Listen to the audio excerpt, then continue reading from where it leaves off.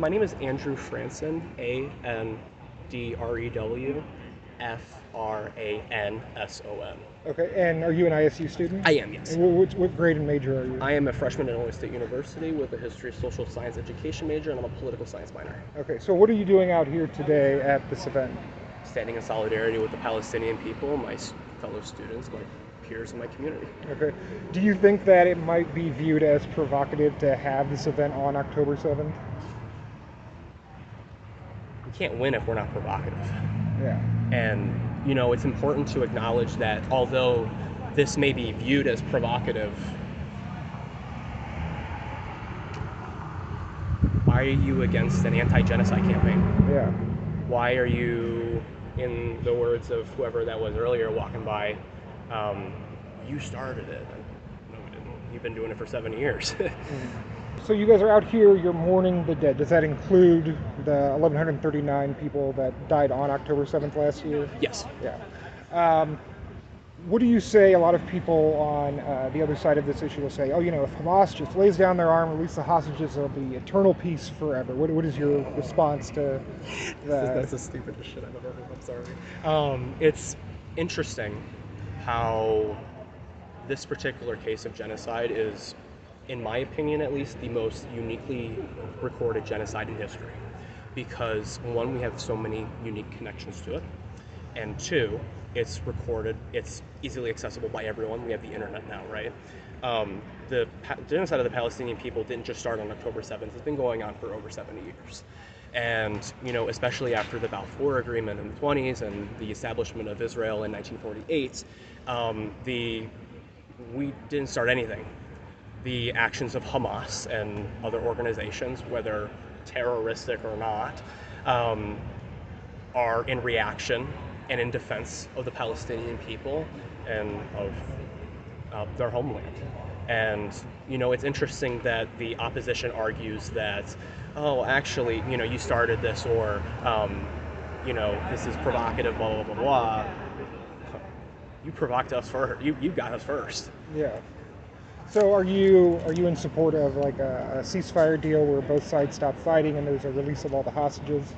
I'm in support of a ceasefire in between Palestine and Israel. I am in support of the releasing of all hostages on both sides, but I am not in support of the Israeli government, the IDF, or any of its subsequent benefactors. Yeah, and so what do you think is the long-term solution to this conflict? A one-state, a two-state? You ever given this any thought? The two-state solution is a solution that has been tried. This is the two-state solution. And, it's interesting that, they try and say that we should just lay down your arms and let it go. But we put Israel there first. We created the ethno-state. The British created the ethno-state. We put Jews there. We funded the genocide of the Palestinian people. And we promoted the actions of Israel and the IDF. It's one thing to say that, it's as easy as a two-state solution. One-state solution, Palestine only. And that does not mean the exclusion of Jews in Israel. That means the inclusion of everybody.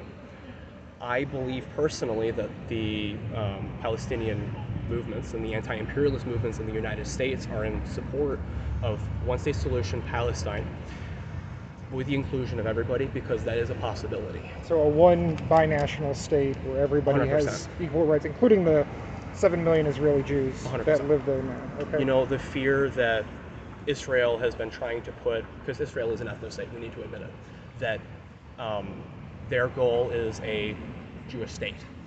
That so it's interesting that the opposition tries to argue, saying, oh, actually, in saying that you support Palestine, you're like the ADL's new description of anti-Semitism, or anti-Semitism that includes anti-Zionism.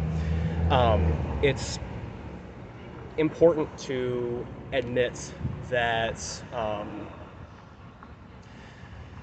what we're fighting for is ceasefire, the end of Israeli suppression of the Palestinian people, and the end of the genocide of the Palestinian people.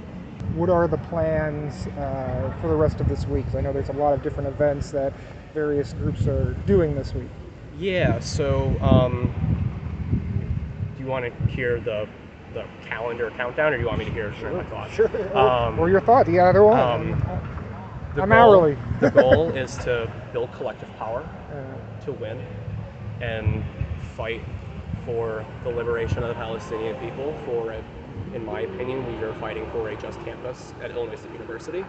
And, as a freshman, I have many concerns about how the Board of Trustees, Hovey Hall, and President Andrew Franson is not only complicit in the funding of genocide, they also are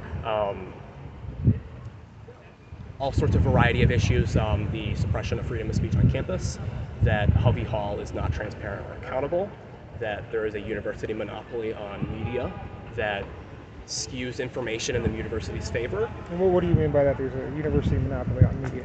The Vidette, WZND, TV10 are all owned by the university, and all they cover events on the university, of course. There was a specific instance where, I forget which activist this was, I believe it's Huey Newton, who came onto campus many years ago when he was alive. In his speech, he said, "We must halt fascism." Now, I cite this because the Vidette, WZND, and TV10 are very specific about how they cover political action items on campus. And it's in the university's favor to ensure that there is a positive light view on the university for not just upcoming students, but current students in the community. So they will cover information in certain ways that are, in my opinion, demonstrative of a university monopoly on media on campus. Do you think there's any type of statute of limitations on settler colonialism or indigeneity, these concepts? Can you clarify what that question is? Yeah, so they're like, the United States is a settler colonial project. Right, 100%. But at this point, there's 330 million Americans that are here. We're not an ethno-state anymore like we used to be. Like, we don't have these specific laws in place. There's still some systemic issues, 100%. but there's not laws in place like there were for the 1970s. And so what justice has looked like, for instance, towards the Native Americans has changed, for instance, from giving them back all the land to like giving them reparations.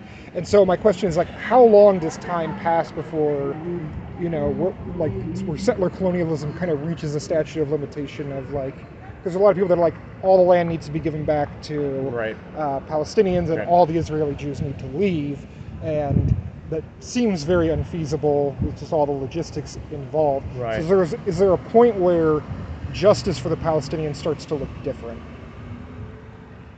100%, because you can't give justice to dead people. Yeah. And, I think that, talking about reparations and how modern political discourse, particularly in 2020, when we were talking about reparations to slaves and all sorts of other issues, that it's a very liberal approach to a wider issue. That, we have to be able to acknowledge that we can't give justice to people when they're dead. Yeah. If Israel wipes Philistine off the map, we just have historical memory to go on what Philistine was. Is there a statute of limitations? Like I said, we can't give justice to people that are dead. We have to fight. But to the people that are alive. The people that are alive, that this depends on, how far apart.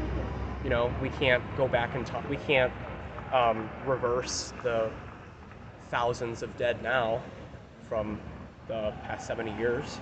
We can't reverse what we have done to the indigenous Americans on the United States continent. We can't undo the damage. The point of collective power and fighting this way is to prevent any more loss and to fight for a better world, one where no more people are unjustly removed off the map like Philistine will be, or like the indigenous Americans were. And obviously, reparations, included in the word is the repair damage, or an ill that was done. So, we can give reparations, but it won't undo the damage that's been done, and won't do the mistrust that will be sown. And I think that although it is a good idea to be talking about, like, how can we fix what we've done, I think it's important to admit that sometimes when we're fighting like this, we aren't fighting to reverse everything and fix what was done.